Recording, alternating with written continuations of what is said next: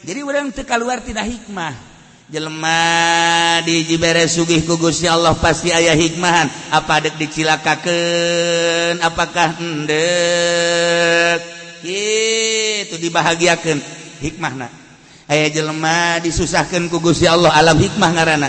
Ieu jelema disusahkeun di modalan sabaraha duit bae ge. Ieu teh jelema teh ambruk bae. Aya hikmahan. Apa dek dicilakakeun, apa endek dibahagiakeun?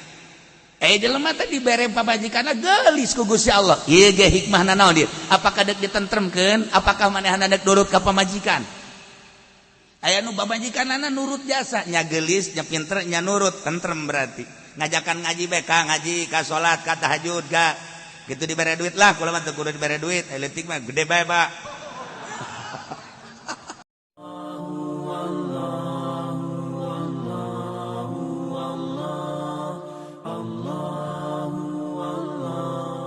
ألا تقاتلون قوما نكثوا أيمانهم وهموا بإخراج الرسول وهم بدأوكم أول مرة أتخشونهم فالله أحق أن تخشوه إن كنتم مؤمنين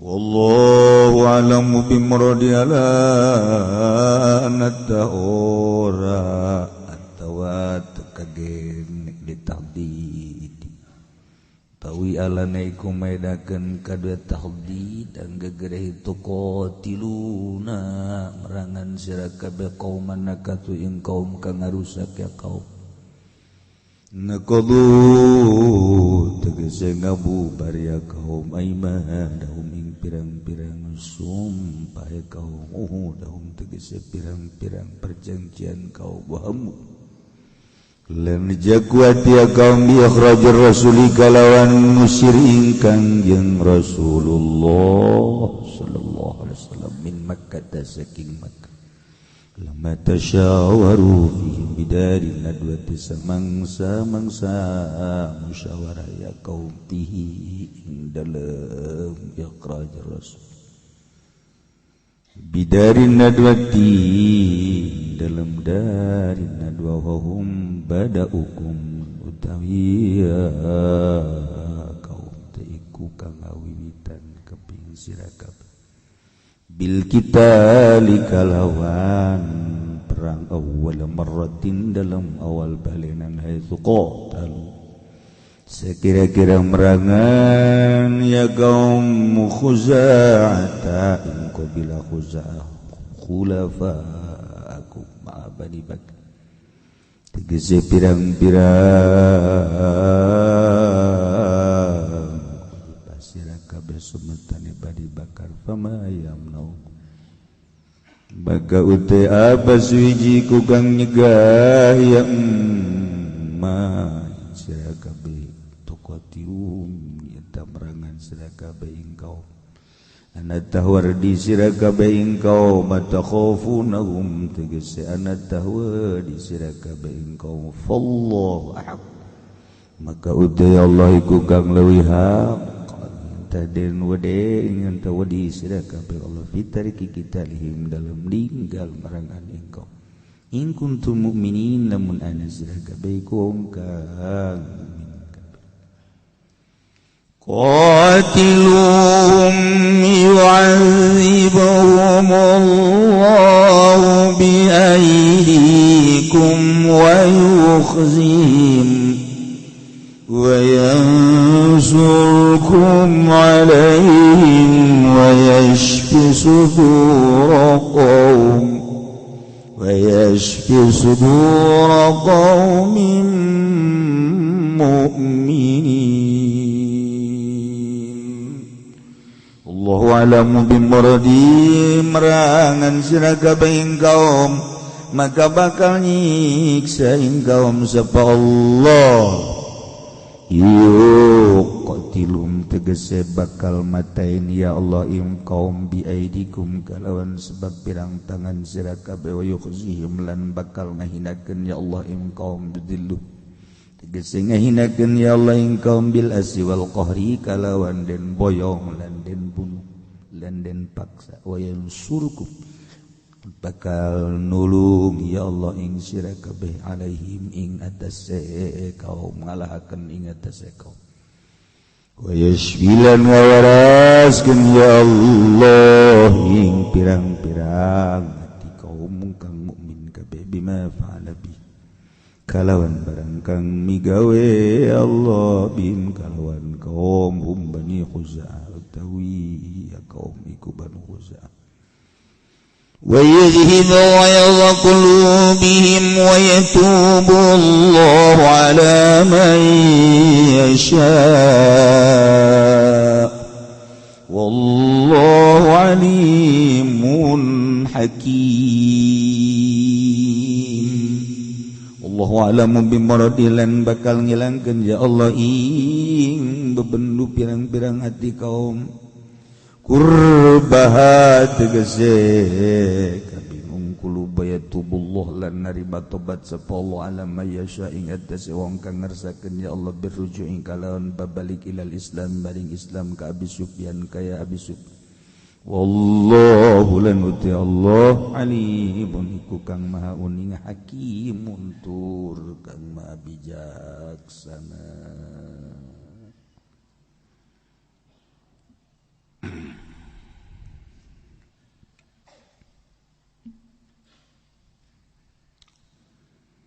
Ngalanjutkeun ayat anu tadi mengenai tentang peperangan.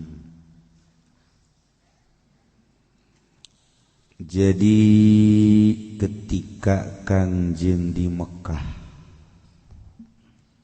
Kangjeng diinstruksikeun dakwah ku Gusti Allah. Timimiti dakwah khufiyah samar lalauna datang ka fasda' bima tu'mar jahr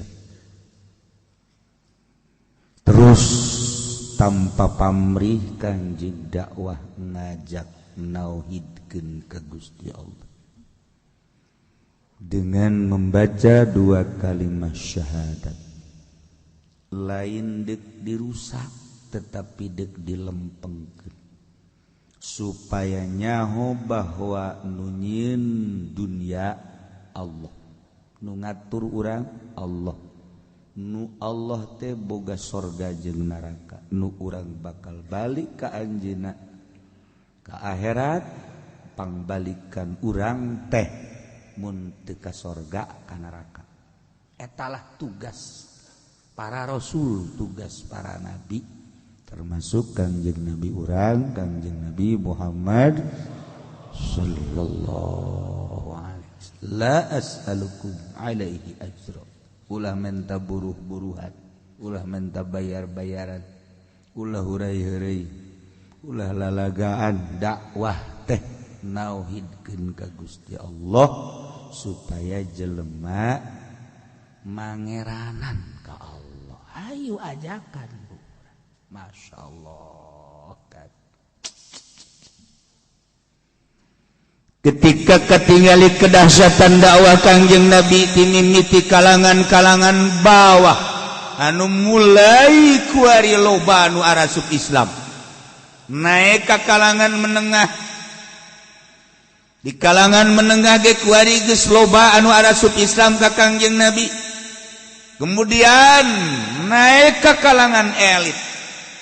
Maka tokoh-tokoh Quraisy ningali gerak Kangjeng sangat sederhana tetapi diimprut ke seluruh masyarakat. Lantaran nyanana Kangjeng Nabi la as'alukum alaihi ajra. Teu hayang di alam, teu hayang agung, teu hayang dibere, teu hayang dunia. Dunia leutik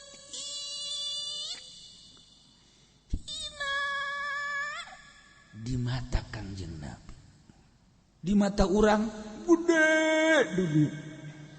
Allah datang ke eueuh di hate, eueuh nyempil Allah teh di hate. Para rasul mah, para nabi, para aulia Allah na nu aya di hate eueuh apansaan, eueuh poswan, eueuh beat, eueuh. Urang mah pas sedek-sedek di jero hate teh Allah datang ka nyilip. Eueuh di hate, ya Allah, ya Rabb. Dakwah mah dakwah, Quran mah Quran we, tapi maksudna dakwah ge mah hayang kajian imah. Hayang ganti mobil, hayang boga perusahaan. Alhamdulillah cenah kieu hasil dakwah tuh boga perusahaan. Masa gitu? Heran aing mah. Tuh, ya, letak di Gusti Allah. Iya agama beki ciut bae pondok mah dibangun, horeng kiaina teu maksud ngaluhurkeun agama. Komo yayasan mah lain salah, ilmiah mah cukup bahasa Inggris bahasa Arab ngan teu maksud dakwah, maksudna supaya ngagedean dunia. Ieu nu hancurna agama mah kos kitu. Baik-baik ieu yayasan, tapi bener-bener li'ilai kalimatil. Boro-boro yayasan pondok pesantren hues. Lain hese hues. Hese deuk lempengna teh hese, biasa teu meunang aya ketua partai datang. Teu meunang aya camat datang, teu meunang aya bupati datang, haju muringkak bae bulu. Ih, masyaallah, haju bae proposal tarurun. Nah, ajakan mun aya bupati, ajakan. Awas ya bupati, bener sih akhir. Malah kebal sia geus ruajeun aing, sia manusia, aing manusia, sing jujur sia. Hanya kalau amanah Allah, tampilin sia ku aing. Lain dakwah gelut. Gitu ke Bupati Gubernur aja lain diusap-usap, lain diusap-usap aja orang manut karena kesalahanana lain lempeng-lempengkeun tah kara kiai kos kitu mah. Salah, telepon urang. Bupati, ya, ada kesalahan tuh apa? Itu ada pembangunan di situ, bagi-bagi dong. Kalau punya proyek bagi-bagi, beres. Masya Allah, dah ya Kanjeng ya, wahara ya Kanjeng. Maka ketika tokoh-tokoh Quraisy ngayakeun musyawarah di Darun Nadwah untuk menghasilkan 3 poin. 1, apakah Muhammad usir ulah aya di Mekah. 2, apakah Muhammad tangkap bui, apakah Muhammad bunuh. 3 poin. Masya Allah. Kos kitu taruhanna dakwah. Dakwah mah kos kitu. Lain aja balik ditinggalin sorban. Oh Gusti Allah agung. Tuh 3 poin anu dimusyawarakeun. 1, usir Muhammad ulah aya di Mekah. Kacau Mekah. Ketika Muhammad terus dakwah bahaya. Sebab kuari persentase nu asup Islam geus membludak, lain bae kalangan bawah, kalangan menengah, bahkan geus ke kalangan elit. Usir Muhammad. 1. 2, apakah tangkap Muhammad boi? Geus urang ulah keuna dakwahnya na bui be pokona mah. Nu katilu bodoh, selesai. Hasil musyawarah di Darun Nadwah ternyata menghasilkan dari 3 poin tersebut gue terakhir bodoh Muhammad, lepaskan hulu dan jeung awakna, beres. Hasilnya seperti itu. Ya Allah, ketika menghasilkan poin anu terakhir, terdengarlah ku para kaum mukminin teh geus aya kana langsan jeung kasedihan kumaha lamun Kangjeng teh ieu beunang kemudian dibunuh. Loba nu ngajerit batin cerik batin, tapi Kangjeng biasa bae lantaran can aya instruksi ti Gusti Allah kudu kumaha anak biasa bae.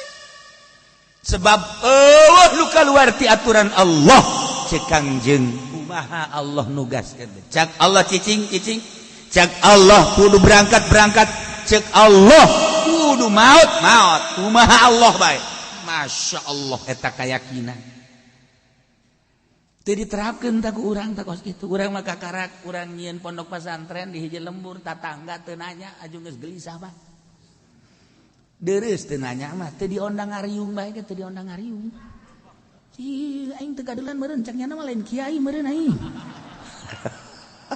teu diondang ngariung ya Allah ya atuh berkat akur bae ngomongkeun tolol kiai pan aing kiai kok berkatna akur cau hansip kabeh ieu kiai ieu mah kiai juri geus moal maju teh agama dicekal ku si eta mah moal atuh kiai mah cicing masih geus diondang alhamdulillah imkan datang teh imkan geus teh basa pira tahu variasi hirup lain eta ngaluhurkeun agama Allah tugas aing mah geus aya keneh anu tararahlil kabeh aing mah teh diondang ya asal tararahlil bae geus ulah jaipongan sakitu bae geus jaipongan ge masalah geus aing haju tungtungna istighfar mah japan kitu amat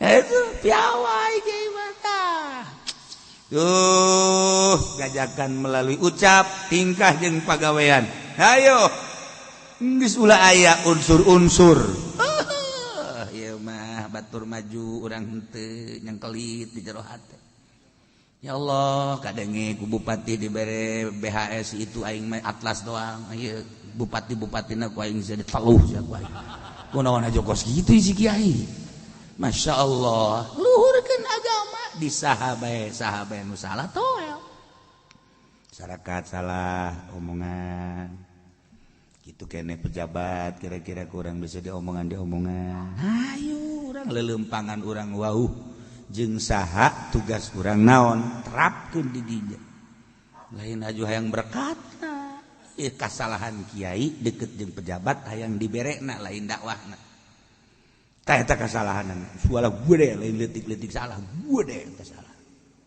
lamun kerja sama dakwah ketika pemerintah salah toel ku urang insyaallah emang kos kitu kuduna ya Kangjeng teh jelas dek dibunuh maka ngerahkeun tenaga sekuatna kaum Quraisy pimpinan Abu Jahal pimpinan Abu Sufyan jeung Abu Nulaim nah di mana bae Muhammad aya tewak dek di bawah hirup-hirup atawa di bawah huluna bawa ka dieu Masya Allah kuari Kangjeng Nabi teh diinstruksikeun ku Gusti Allah teh titah hijrah ka Madinah ya Allah ya Rabb lalakon hijrah teh horenganan lain sambarangan sahijrah-hijrahna horeng di Mekahna dia sulit untuk gerak kemana baik Kangjeng bakal ditewak Kangjeng bakal dibunuh Gusti Allah nita hijrah ke Madinah hijrahlah Kangjeng dibarengan ku Sayyidina Abu Bakar Siddiq radhiyallahu anhu sakumaha nu kurang sok dibahas berangkat disambutlah di Madinah kos kitu Kangjeng teh Masya Allah kudu metak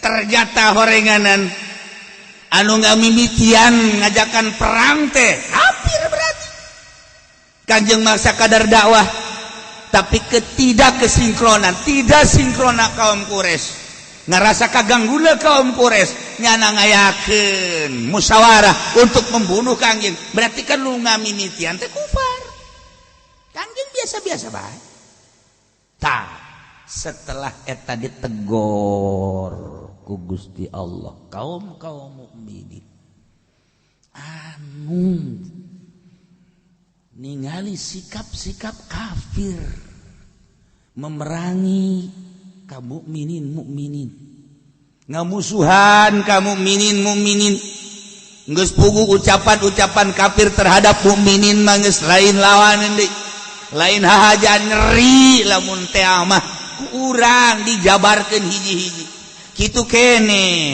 termasuk penganiayaan kufar terhadap mukminin geus puguh hiji dua rombongan anu 100 anu 50 beak. Nah berarti kan kufar anu nyieun ulah tegor ku Gusti Allah. Ieu lah tegoranan. Ala tuqatiluna qauman nakathu aymanahum wa hammu bi ikhrajir rasul. Ketika kufar-kufar Quraisy teh harita ngayakeun perjanjian bakal ngayakeun perdamaian, tapi ternyata hasil perjanjian perdamaian jeung kaum mukminin teh kumanehanana diudar. Di antara manehanana geus minta bantuan ka qabilah Khuza'ah anu eta teh termasuk khulafa hukum pemimpin-pemimpin aranjeun dibarengkeun jeung Bani Bakar, tapi ternyata kumanehanana qabilah Khuza'ah teh anu tadina geus aya persekutuan ulah aya peperangan dibunuh kan kunyana. Berarti kan lain lalagaan kufar mah geus dibaheula. Wari surat seri di Indonesia hatena mah tetep hayang ngabunuh.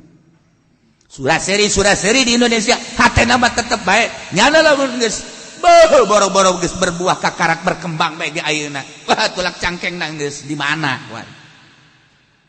Perekonomian kuari geus dikuasai ku kufar, perpolitikan kuari geus diasupan ku kufar. Cenah loba kiaian, atuh kiaina kos karari itu atuh nuturkeun ka kufar deuk kumaha.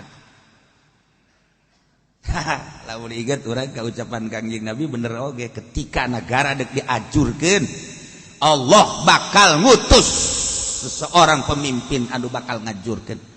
Cenah kan di dinya loba nu pinter ditarik ku Gusti Allah akal-akal jelema nu pinter seakan-akan jelema bodoh. Ngeri urang lamun kos kitu. Ngeri urang. Sallaba ukuluhum. Allah ngadedel akal-akal ulama, politikus, ilmuwan, budayawan. Engke bakal dihijikeun kana gelombang anu salah. Pinter tinggal pinter ku Allah dicabut kapinteranana demi untuk membela kezaliman. Ngeri urang lamun kos kitu. Pinter tinggal pinter. Kuari nu talar Quran di MPR aya, di DPR aya, bupati nu talar Quran aya, karasa ku urang luhur napas agama jangan teu. Jangan teu biasa bae. Biasa kazalimanana bae.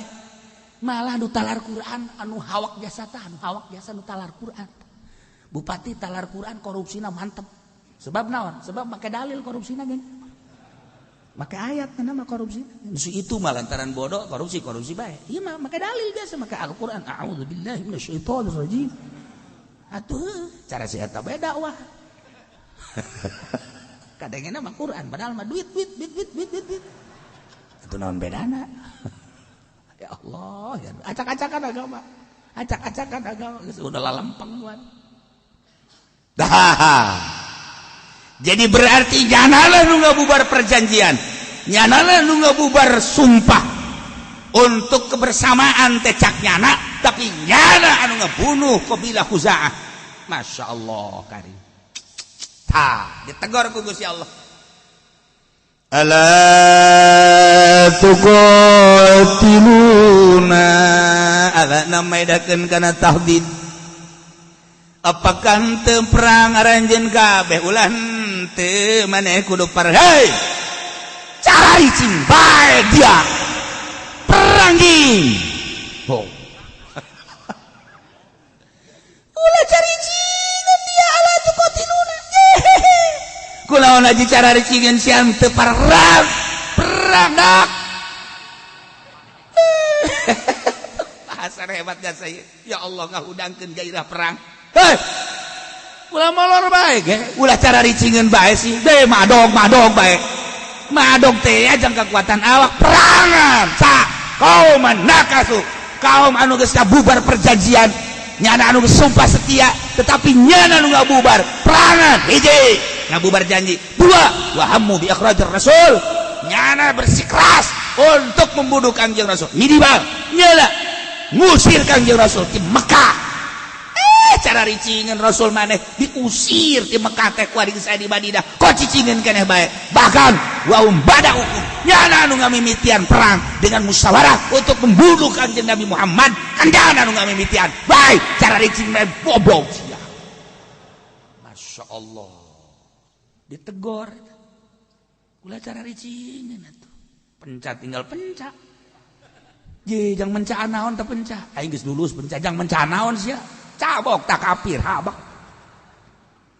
ieu mah mencaan kolot hayang meuli beat kampak di kieu-kieu katarang kolot goblok tah mah kitu mah ya Allah ya Rabbi ai deuk meuli motor meuli mobil pencak dikaluarkeun beuh ari eta limbah di pabrik golok dikaluarkeun masyaallah nu paling bahaya deui eta itil di Karawang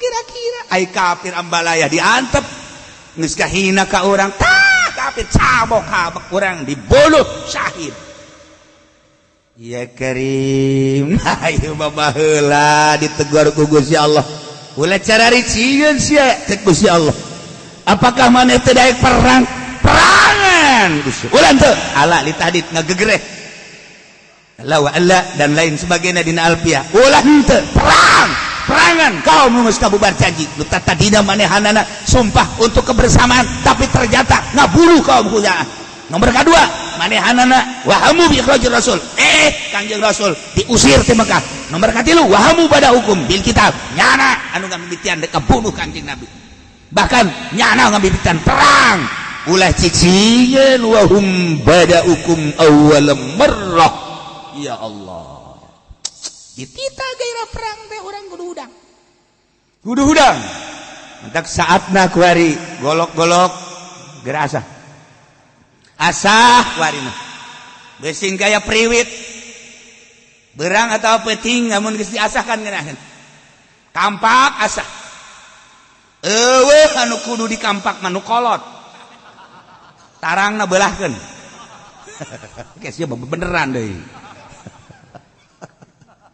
Masya Allah Karim siapkan mental perang orang Indonesia merdeka kanang bapak kolot orang aki orang diseret ditembak dipancung dipicis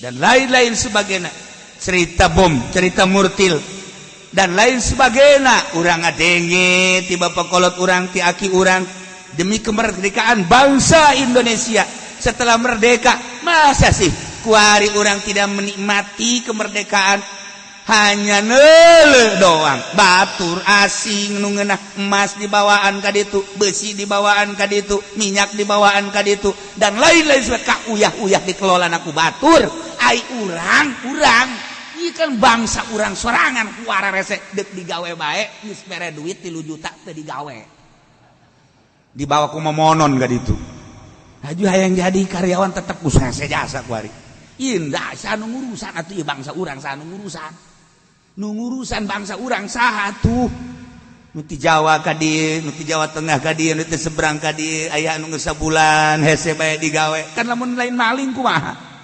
maling kan orang seberang mah geus babarieun jasa jakon citena ge di nyana nang di polisi sebenarnya mah lah cenah kieu sok sambarangan bae lain sambarangan jeung mah nyaho meureun kongkong balingkong jeung kiai kadang-kadang aing diberes etik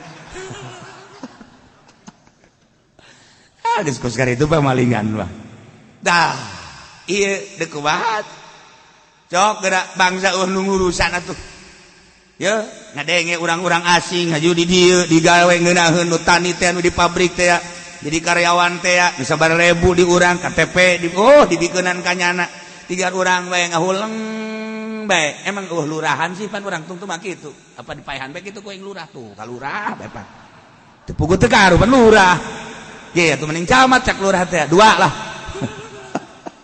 ye ieu si bupati lu salah di ditu dipuncelot tu salahna nah kan ieu urang kos teh diurusan asa teu boga presiden atau sebagai menteri ataupun nah asa nu ngurusan ye ngadenge batur mangeunaheun jasa asing datang ka urang sakapal ieu mah keur carita wallahu alam bener henteu nama jakul mah di imah bae ngan 100% bener sih nama. Ya Allah ya Rabb.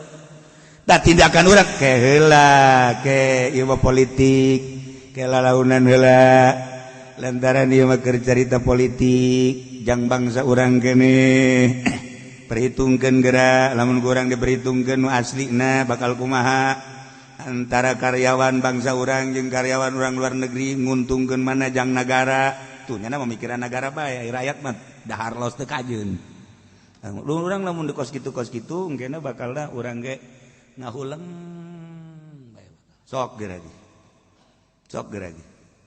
pertanian lamun dicekel ku bangsa Indonesia ngahasilkeunana hiji tangkal cabe paling ge 2 kilo tapi lamun dicekel ku RRC ku Cina eta hiji tangkal cabe bisa ngahasilkeun 10 kilo mending mana mun urang Brebes ya namun orang Brebes nyana non gitu tani jagong paling jagongna teh kadar jagongna sekian biji amisna sekian tapi lamun kurang RRC kadar jagongna sekian 2 kali lipat atau kilakit amisna gitu lu jang hargana bakal mahal mending mana je pan kieu mah kitu cenah da mah kitu bae heulanan jangan negara ge keur ngabahas kos kitu tah kuari karyawan luar mah lamun dibayar teh asal dahar doang jeung duit saeutik deui mah daek bae ai karyawan urang mah kurang saeutik demo mending mana panjeri kieu mah bangun barat ka ditu ish apa suka ju kitu ketelangan ieu pembahasan kamari ieu keur di DPR teh seperti eta jadi pan emang kieu milu ulah loba omong tuh dan lain-lain sebagainya eta kakarek sekelumit 2 kelumit makat barterana jeung manusia aya keuntungan tetapi deuleu bangsa Indonesia nu kuari nganggur encan sarjana nu nganggur ieu karyawan nu biasa SMP SMA nu nganggur sarjana nu nganggur ambalaya loba jasa persentase pengangguran meningkat gara-gara batur nu datang tinggal diperhitungkeun keuntungan bangsa jeung negara nah kuari keur diperhitungkeun ieu antara kelanjutan bangsa urang ieu kakarak ke 1 periode 2 periode kaditu bakal kumaha 3 periode bakal kumaha ih keur carita nagara geus lah mendingan ngasah golok asa aya embe saha pencit tuh ya Allah ya Rabb ngeri urang jaritakeun nagara kuari ngeri mentak tuturkeun ke kiai anu bener anu boga wawasan anu jang kemajuan bangsa jeung negara ulah nuturkeun kiai anu geus kabeulit ku pamarentah cilaka sia beneran kurang beneran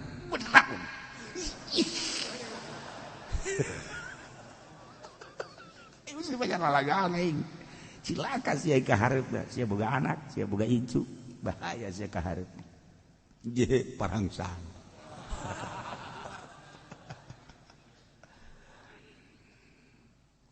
nah ditegur ku Gusti Allah baheula atakhsyawnahum apakah maneh sadarin ka para kaum kufar ulah sieun fallahu ahaqqu an takhsyaw Allah muleuwih hak kudu dipake kasih perintah Allah naon eta laksanakeun dibandingkeun jeung ninggalkeun perintah sieun ka jelema Allah nita perang urang teu daek perang lantaran sieun ka jelema maningan sieun ka Allah tuturkeun perintah Allah nita perang ulah sieun ka jelema nang Allah kendalikeun kabeh ketika Allah ngainstruksikeun tuturkeun geura perintah Allah sebab setiap perintah aya hikmah urang kan kuari aya di alam asbab ngaranna alam hikmah alam nasut alam mulki ieu urang dunia ieu alam teh kos kitu teh urang teh kuari teh alam amri alam hikmah alam nasut alam mulki eta teh kene dunia ieu kuari jadi urang teu kaluar tina hikmah jelema dijibere sugih ku Gusti Allah pasti aya hikmahan apa dek dicilakakeun apakah endek kitu dibahagiakeun hikmahna aya jelema disusahkeun ku Gusti Allah alam hikmah ngaranna ieu jelema disusahkeun di modalan sabaraha duit bae ge ieu teh jelema teh ambruk bae aya hikmahan apa dek dicilakakeun apa dek dibahagiakeun jelema teh dibere pamajikanna geulis ku Gusti Allah ieu ge hikmahna naon dieu apakah dek ditentremkeun apakah manehna dek nurut ka pamajikan aya nu pamajikanna nurut jasa nya geulis nya pinter nya nurut tentrem berarti ngajakan ngaji bae ka ngaji ka salat ka tahajud ka gitu dibere duit lah kula mah teu kudu dibere duit leutik mah gede bae Pak tah aya jelema dibere kawin jeung pamajikan anu anyar geulis geunaheun beuh luar biasa tetapi kadeleuna ngaji rada kurang salat rada kurang sedekah kitu keneh jeung dulur henteu rarepok kitu keneh aya hak-hak akan anu teu dilaksanakeun berarti ieu kan hilakakeun pamajikan teh teu karasa alam hikmah ieu keur boga pamajikan nu itu mah jang ngeunaheun jasa di bawana ketika dek sedekah tah ka ketika henteu sedekah di kitu tegor ka can sedekah ketika teu tahajud ka hudang tahajud ka ngeunaheun jeung nu itu mah padahal teu pati geulis barang kuari kawin jeung nu geulis ketika dek sedekah lah ka ulah ka sedekah heulanan urang usaha bae heulanan ka ye ya hak-hak batur lah hak batur ge loban begitu kan di akhirat mah kumangke bae ka bukan kos gitu tah dan lain-lain sebagainya itu itu dulur urang itu kan itu keur hajatan lah tuh ka hajat mah hajat bae ka si itu dulu lah ka heuh aja namanya nama rendenyana bae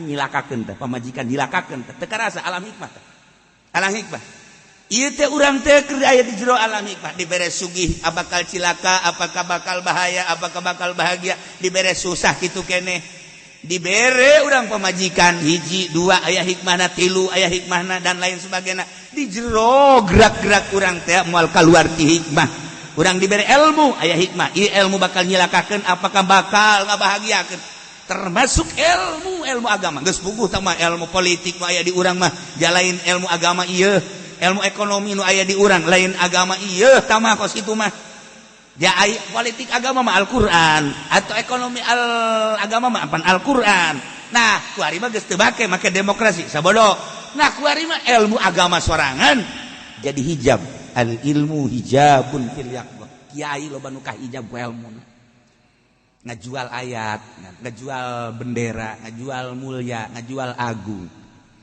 demi untuk meraih dunia cilaka tah ilmu teh nyilakakeun nu bodoh mah leuwih cilaka nu pinter we cilaka tuh komo nu bodoh wal jahlu hijabun fil ghaflah masyaallah karim kurang napakuran titipan ti Gusti Allah ilmu bakal ditanya engke geus sampai di mana ieu disampaikeun jeung kumaha cara nyampekeunana jeung naon maksud nyampekeunana mun urang teu napakuran eta bahaya ieu alam hikmah ngaranna tah alam hikmah disebut alam hikmah, alam nasud, alamul ki naik beta kadinya tah set masuk urang ke alam malakut alam malaikat anu urang bisa dempo di dinya karena keindahan ciptaan Gusti Allah hanya nyana jeung Allah nu uning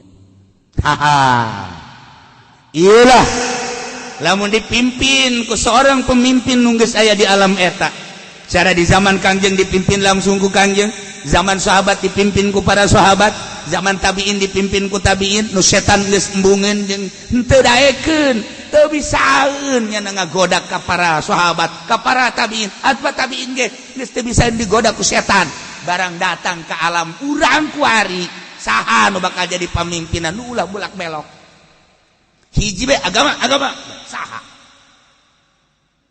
kamari mah kadangena ngomongkeun agama barang tadi mah isuk-isuk pan lain deui sih jadina apaan sanu diomongkeunana ieu tuh minggu kamari mah kadangena waduh teger teh ya masyaallah halal minggu kadua halal dak minggu katilu ya lalah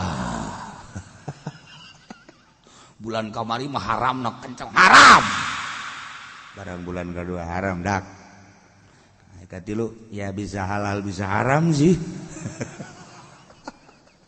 udah jadi kos gitu masya Allah tetegep teh kredit 2 harga haram teh kos gitu teh masa aya akdaen teu beunang lamun kitu kes 100.000 lamun kredit 200.000 haram kata kos gitu teh ribawi barang kabelah dina ki eta sih duka bari surah kenapa ya haram sih kabelah dina ya bisa halal bisa haram sebenarnya orang buka showroom kiai itu beres sih kiai kos atau boga bae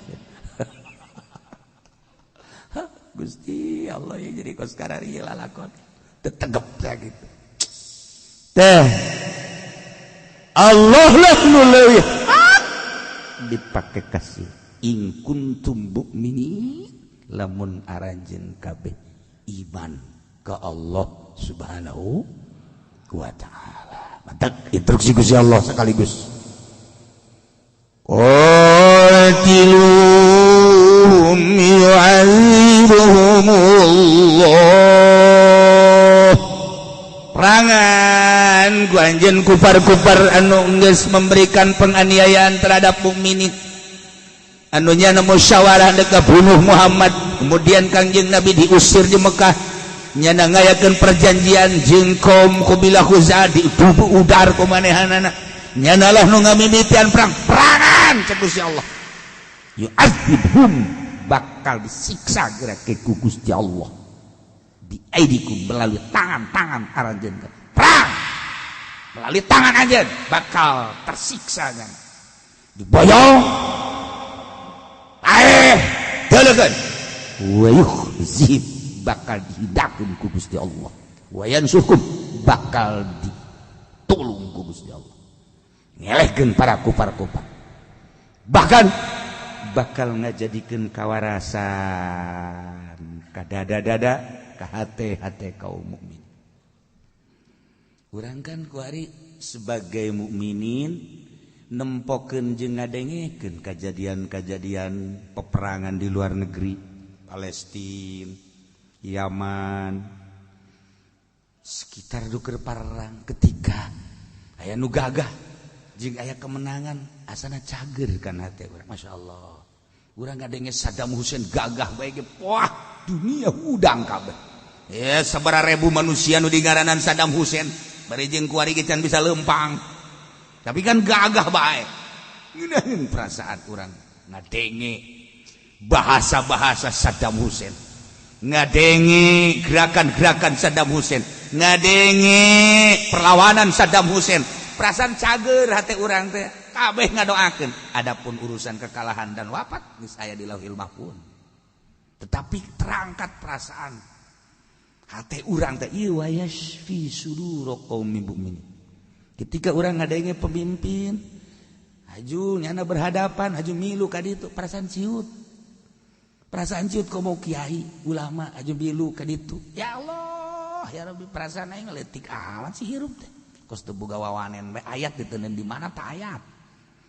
Cenah mah politik bae teh ayat diteuneun di mana? Ciut perasaan. Tah ketika ku Allah dititah merangan kufar. Perangan. Hiji bakal disiksa ku Gusti Allah melalui leungeun anjeun. 2 bakal dihinakeun ku Gusti Allah, diboyong, dibunuh. 3 bakal ditolong ku Gusti Allah ngelehkeun maranana obat. Wa yasfi sudur qaumil mukminin bakal cager hate-hate mukminin. 5 wa yudhib wa qulubi bakal ngalegitkeun kana kaheurasan, kekuatan hate maranehanana. Lawan ya Allah dititah kalawan kufar. Mantap kuari kudu belajar deui kuari besi-besi kuari diperbaharui deui. Cimande ulangan kakerepekan doang. Ayo bener deui kuari Cikaret, Cikalong. Abeh babari ngalongna ngampihna ka ditu. Da kudu ya Allah.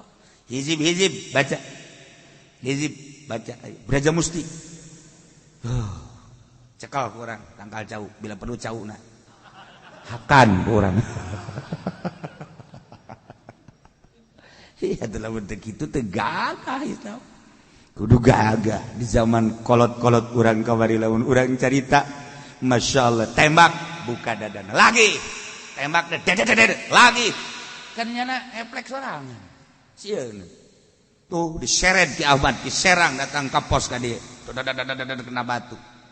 tuh diseret pakai kuda tuh. Begitu datang ke pos, udangnya dibuka dadanya. Haha, ini saya Ahmad. Depan Belanda, lompat kucar kacir. Masya Allah, kari. Tak eta tah, kos sekarang itu gagah. Belanda boga sejarah di Indonesia. Kujana kuari disekep di sejarah.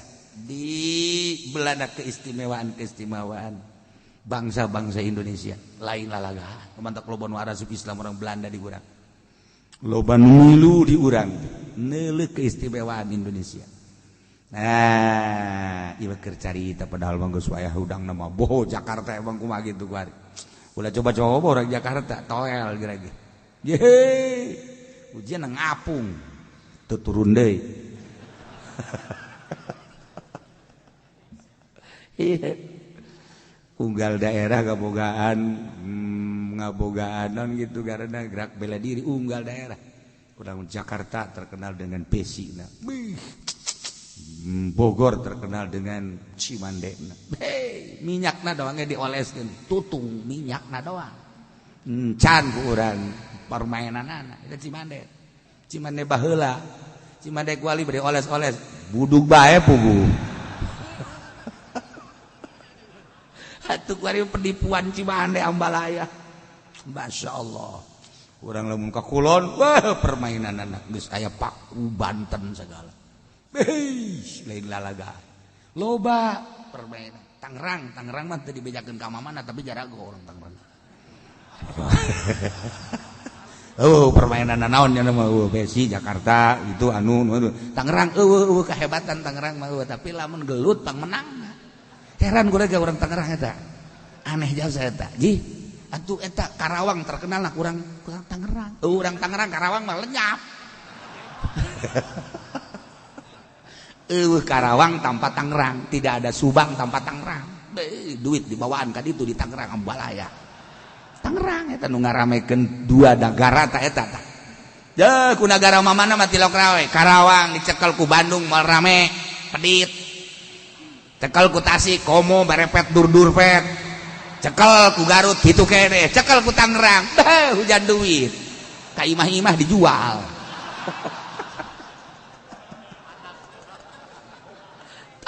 Tolol jasa goblok bang Tangerang.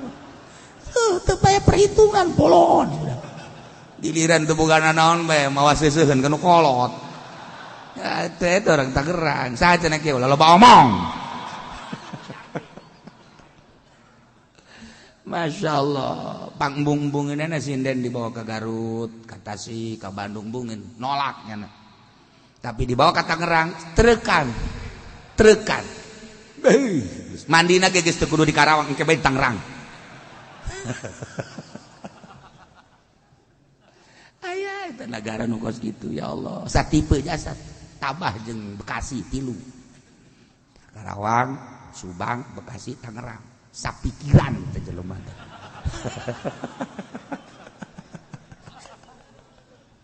Ya Allah, ya Rabbi. Ieu cerita peperangan. Perang teh seperti itu. Siapkan mental perang. Ulah jadi hadam kafir urang. Kudu jadi hadam Allah. Ingat ka dongeng-dongeng Nabi Sulaiman. Hiji nabi anu diangkat ku Gusti Allah, nabi aya di nyana, rasul aya di nyana. Kakayaan aya di nyana, bisa ngomong jeung berbagai makhluk-makhluk Allah.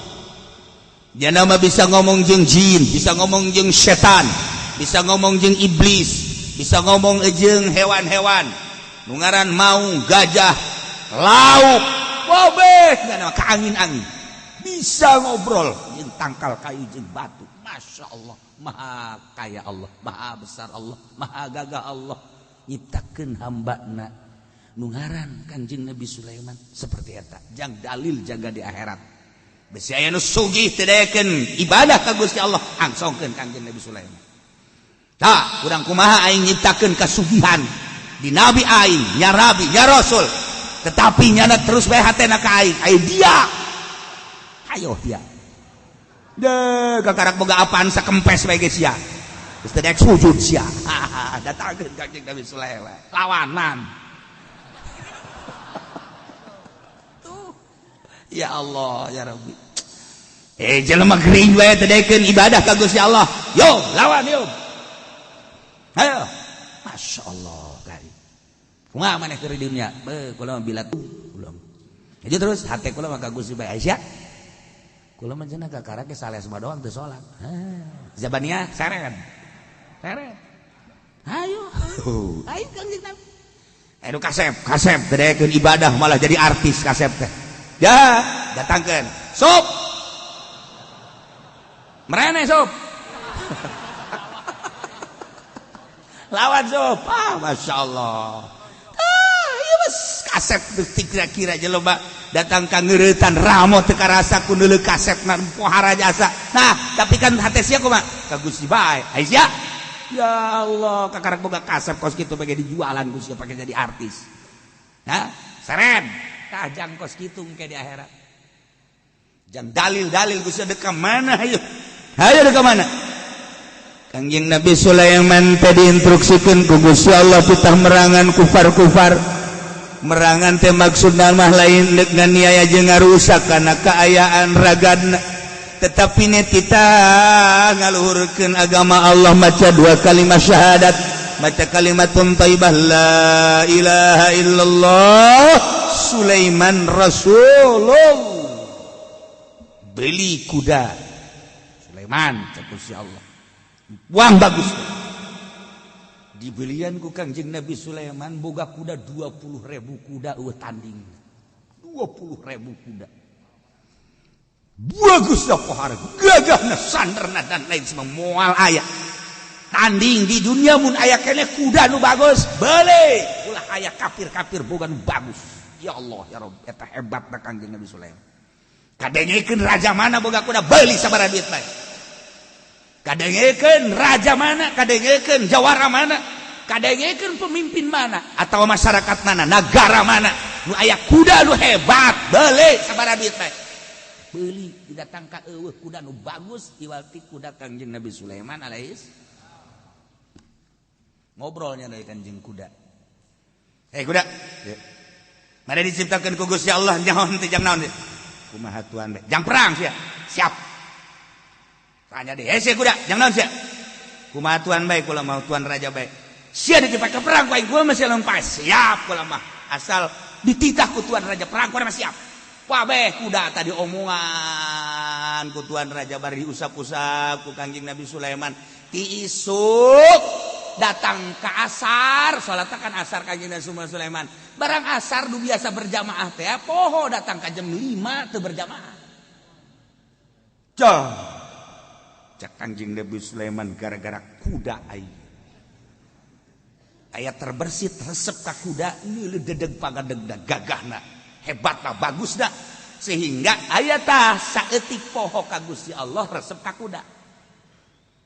Ya Allah ya Rabb cek Kangjeng Nabi Sulaiman lantaran kula ieu dititah ngumpulkeun kuda jang perang pandemi Gusti tapi kuari kunaon kuali resep kana kuda maka hampura Gusti ieu bisi dikutuk-kutuan ieu kuda ku kula deuk dipencitan deuk dipake nyubuhan jelema bae moal dijadikeun perang ku kula. Bismillahirrahmanirrahim. Kahadam-hadamna pencitan kabeh. Hi tuan, engke kumaha mun perang? Ulah ngomong. Ieu aing gara-gara kuda poho ka Gusti Allah. Pencet. Kabeh careurik, engke perang kumaha ieu perang. Sakena ieu. Pancena kudu menang. Sakena ieu kuda geus disiapkeun dipencitan. Ulah loba omong pencitan kumaha aing bae siap. Dia mah gitu ge. Pencitan kabeh pasar suguhkeun cicing kabeh prajurit bing kuda 20.000 dipencit kabeh nyebaragus kadenge ku kufar-kufar bahwa Kangjeng Nabi Sulaiman kuda ada di pencitan berarti geus teu boga kendaraan jang perang hudang kafir-kafir lawan Sulaiman berikut tentara-tentarana prajurit-prajurit sikat habis lantaran jana geus teu boga kendaraan hebat kuta tadina di balian kuari geus dipencitan nah berarti geus nyiap kekalahan siap raja-raja kafir siap dek kalawan Kangjeng Nabi Sulaiman Kanjeng Nabi Sulaiman doa, ya Allah ya Rabb, abdi titah perang ku Gusti, haju titah melian kuda, enggeus, sanggeus geus kula aya resep ka kuda, jadi poho ka Gusti, ieu kan salah. Ku ayana sakitu ku kula dipencitan, terserah Gusti, abdi kudu perang jeung kudu menang, kudu eleh-eleh sabada Gusti. Ye, cak Gusti. Aduh. Nyanggakeun sadaya-daya abdi diciptakeun ku Gusti, kita perang nageh ku Gusti, haju nu ngamenangkeun jeung nu ngelehkeun ge Gusti. Kuari kuda-kuda anu ngomohokeun ka Gusti ku kula disikat habis lantaran aya terbersit resep kana kuda, bakal jadi bahaya engke. Perang mah perang bae tapi cinta dunia kan cilaka. Ku abdi ku ari mah abdi ninggalkeun kana kuda, becitan kuda demi keagungan Gusti, lain demi kana naon. Lain demi kunana, demi keagungan Gusti. Ku abdi dipencitan teh demi Gusti, nyagakeun deui ka Gusti. Cek Gusti Allah lawan kafir. Berangkat Kanjeng Nabi Sulaiman. Cek tentarana urang make naon? Ulah ngomongna naon leumpang. Tentara gitu gawe. Aya kumaha ieu urang lalakon perang? Leumpang. Pan itu mah make kendaraan tuan. Ulah loba omong, aya di aturan Allah. Hayo. Waduh. Asal orang paraeh. Paraeh kajian kukuman. Kanjeng Nabi Sulaiman tengah jalan perang ngadoa, ya Allah ya Rabb. Tentara abdi anu jumlahna puluhan ribu deuk ngalawan tentara kufar. Lamun eleh berarti agama lenyap. Menang luhur agama nyagakeun ka Gusti. Sulaiman lantaran maneh geus nganyapkeun kuda 20 kuda demi aing, lain demi nafsu maneh. Demi keagungan aing, lain demi keagungan maneh. Demi kekuatan aing, lain demi kekuatan maneh. Diganti ku aing cek Gusti Allah. Kuda eueuh nanaonan. Wari pake kendaraan aing, angin. Usia sambat angin, tentara sia kedan naik angin kabeh. Masya Allah, Kanjeng Nabi Sulaiman seserian sorangan bae. Cek tentara kunaon tuan seserian, tenang. Iya ya. Tuh luar biasa. Langsung ku Kanjeng Nabi Sulaiman disambat angin, sanggeus disambat diomong angin, bawa tentara. Wabeh. Gunakeun ka bawa kabeh jeung perang kabeh. Berangkat. Naik angin, tungtungna mah kos lalagaan. Perang. Aya hiji tentara ngaranna Haji Pendi, ragakeun. Raga ka subur pare modal.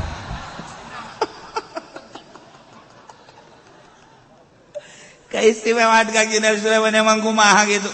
Begitu datang ke medan laga kaget atuh kabeh, di luhur atuh nguing-nguingan.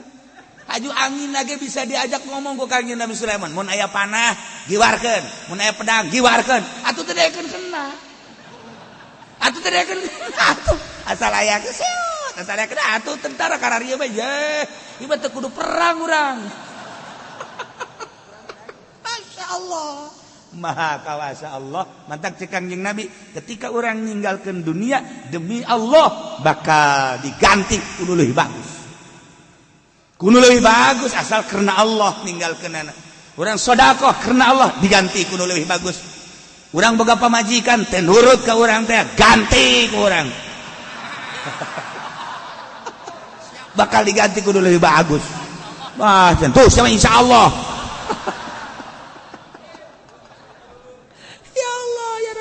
Daripada gaya benaonan diajak ibadah nahara rese jasa dek sodako engke neangan jaloba keneh asal karena Allah, ulah kena gelisna, ulah kena kayana, ulah kena pinterna, karena Allah aing mah ngaganti sia ge lah picen ku aing mah aing mah karena Allah dibereng ke bakal leuwih bagus pasti jasa eta ya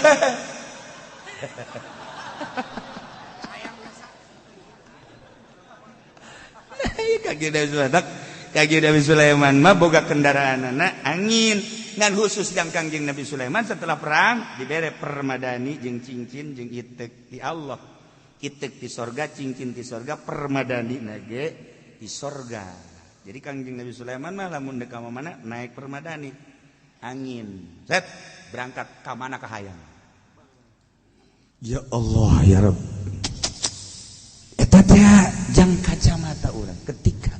urang ninggalkeun materi dunia tapi lillahi ta'ala diganti pasti jasa.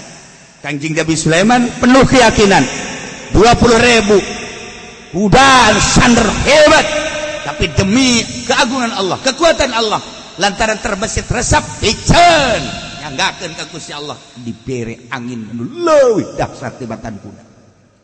Qatiluhum perangan kamu ulah sieun kege ayat pitulung Allah Subhanahu wa taala pasti jasa asal bener-bener urang lillahi kalimatillah. Wa yatubullahu ala man yasha wallahu alimun hakim. Ketika kufar anu di perangan teh manehanana berbalik jadi asup Islam tobat ka Gusti Allah. Cara Abu Sufyan Allah narima kana tobatna kaman kafir yasha unuku Gusti Allah dikersakeun berrujuk ilal Islam model Abi Sufyan. Sahabat kufar anu haju asup Islam ku Gusti Allah ditarima. Wallahu Gusti Allah maha uning nu samar ka Gusti Allah hakimun tur bijaksana naon bae aya hikmahna. Nu kaluar tina hikmah nyiptakeun alam Indonesia teh ieu Gusti Allah alimun hakimun maha uning nu samar ka Gusti Allah tur mengandung hikmah. Di presidenan dimimiti ku Bung Harto kemudian ku Bung Karno kemudian Pak Harto datang ke ayeuna Allah maha uninga nu samar ka Gusti Allah tur aya hikmah-hikmahna kebijaksanaan Gusti Allah Subhanahu wa taala. Kuari keur kaayaan model koski urang mah ngan sakadar carita doang padahal mah Allah maha uninga tur terkandung hikmah-hikmah nu urang teu nyaho. Hanya para aulia Allah lah anu selalu membaca kitab-kitab pagawean Allah siji afali dibaca per hari per detik per menitna ieu pagawean padamelan Gusti Allah lantaran nu kaluar ti padamelan Allah al afalu kulluha minallah wa yara nala waliullah kullu syai'in fa'li seluruh perkara adalah pagawean aing cek Gusti Allah nu kaluar ti pagawean aing. Apakah aya nu kaluar tina kudrat irodat aing moal aya. Apakah aya nu kaluar tina ilmu aing moal aya. Jeung ieu geus tertera di Lauhil Mahfuz memeh aya Indonesia, memeh aya alam mulki jeung alam malakut. Allah geus kadamel heula klise nu aya di Lauhil Mahfuz. Kuari tinggal ngalaksanakeun ana bae. Oh iya kitab-kitab nu aya di Lauhil Mahfuz kuari ku kurang dibaca maca make hate. Make basyirah. Hanya para aulia Allah kekasih Allah lah anu selalu senyum-senyum melihat keberadaan negara, keberadaan makhluk-makhluk Allah, keberadaan segala rupa anu terjadi lantaran etalah kitab anu geus tertulis di Lauhil Mahfuz nu kuari di alam kunna. Jadi seperti eta. Cuman teu meunang dikemuka-kemukakeun sebab urang mah ayana dina syariat. Supaya kompetisi jelema di syariat kiai hayu kumaha ngiaina bol politik kumaha para politikus galaksanakeun politikna ahli ekonomi kumaha nyana cara ngajalankeun ekonomina ahli budaya kumaha walaupun waliullah geus nyaho kitab-kitab aya di Lauhil Mahfuz sebagian manusia dibere nyaho tapi tetap nyana cuma isyarah dan isyarah sementara pakai isyarah jelema teu paham sakitu diberena ku Gusti Allah. Ayalah jelema anu dibere paham ku Gusti Allah jang obor setiap negara aya oborna, setiap negara aya oborna. 1 miliar manusia dibandingkeun jeung eta hiji masih tegeran eta hiji. 1 juta manusia di Kabupaten Tangerang, 10 juta manusia di Kabupaten Tangerang, di Provinsi Banten hiji jelema nu eta Allah masih menghargai jelema eta hiji. Gitulah ciptaan Allah Subhanahu wa taala. Am hasibtum wallahu a'lam